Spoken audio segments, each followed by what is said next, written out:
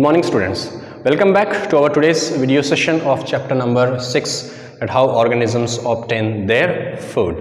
So before moving to or proceed into today's video session, let us recall what we have learned yesterday. So in the yesterday's video session we have learned about the importance of photosynthesis, that how photosynthesis plays a crucial or a vital role or an important role for the plants or for all the other organisms in the synthesis of food material. This helps in maintaining the carbon dioxide and oxygen level in the atmosphere.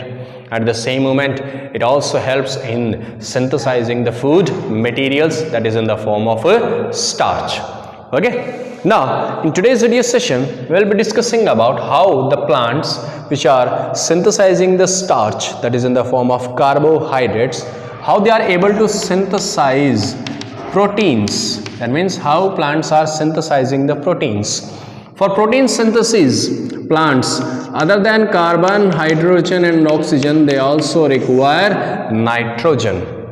That means other than carbon, hydrogen and oxygen, which are required for carbohydrate photosynthesis, they are also required for protein synthesis. But one extra material which is required, or one extra element which is required, is nitrogen. So how the plant is obtaining this nitrogen? कैसे obtain करता है plant nitrogen? So basically we have 78% of nitrogen in our atmosphere, but plants doesn't have the capability that they can utilize this 78% of nitrogen.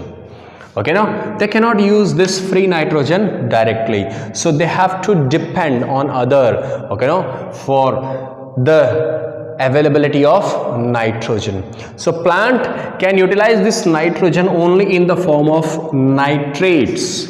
Okay, now in the form of nitrates, that is NO3 nitrates, or in the form of ammonium, that is NH4. These are the usable forms of nitrogen which plant can utilize. So how these nitrate and ammonium are, okay, now available to the plants?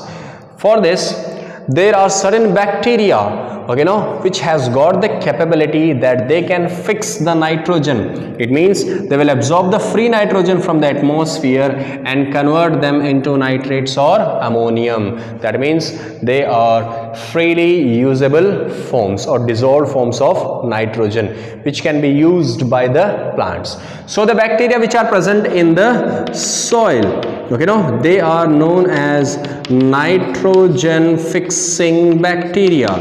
They are fixing the nitrogen, okay, now by the process is known as nitrogen fixation. So nitrogen fixation is the process. So these nitrogen fixing bacteria, they fix the nitrogen by the process of nitrogen fixation and convert the free nitrogen in the form of nitrate or ammonium so that it can be available to the plants. So this dissolved form of nitrogen absorbed by the plant from the soil and can be used in the protein synthesis. Example, rhizobium bacteria. Rhizobium is one of the bacteria, nitrogen fixing bacteria, which can fix the free atmospheric nitrogen. Okay, now, but this is the natural way how the plants are obtaining the nitrogen. There is an artificial way. Farmers are also providing the nitrogen artificially to the plants so that they can utilize them in the form of nitrates or ammonium.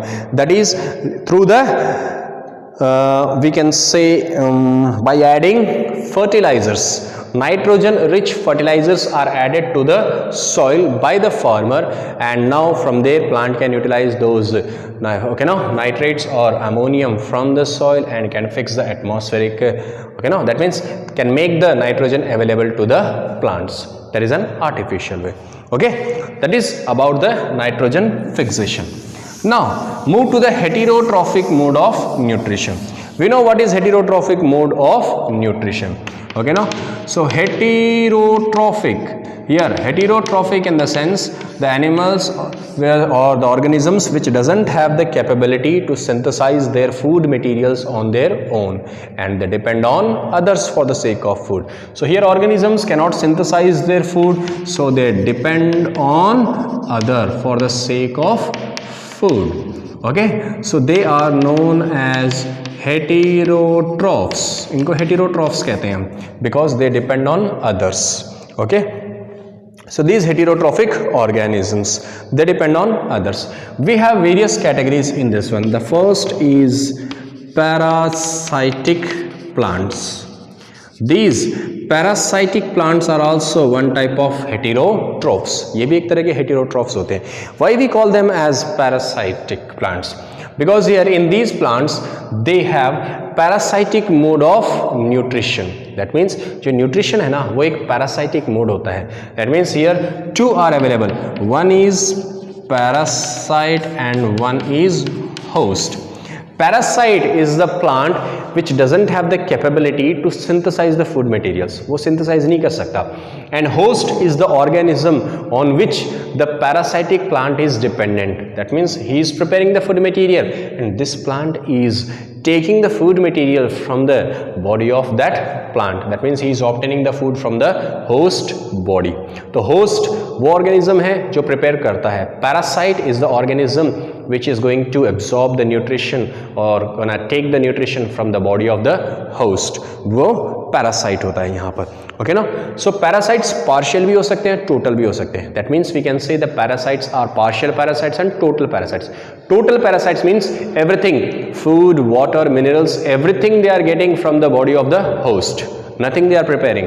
That is total parasite. Okay now? So total parasites we have Cuscuta. Okay now, dodder plants. In this season we can see that some plants are totally covered by yellow colored or green color. Okay now, what I can say for this one, twiling, you know, जैसे bell जैसे होता है, totally cover करता है plants को.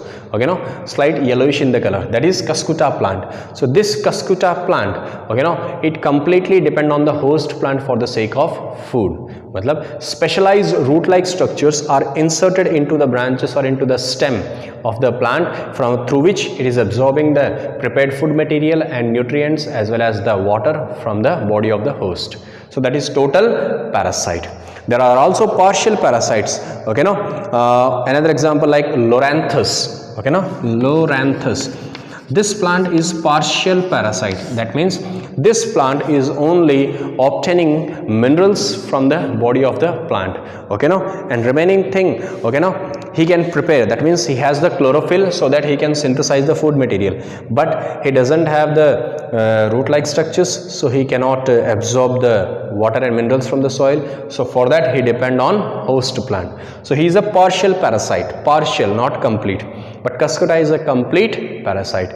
Another example is Rafflesia. This Rafflesia is basically, okay, grown in the roots of the wild grapes. Wild grapes जो plants होते हैं उनके roots में Rafflesia plant is grown. Okay, no? And Rafflesia plant, these are the plants which are known for biggest flowers. Okay, biggest and heavy flowers. And this Rafflesia plant is another example of a parasitic plant.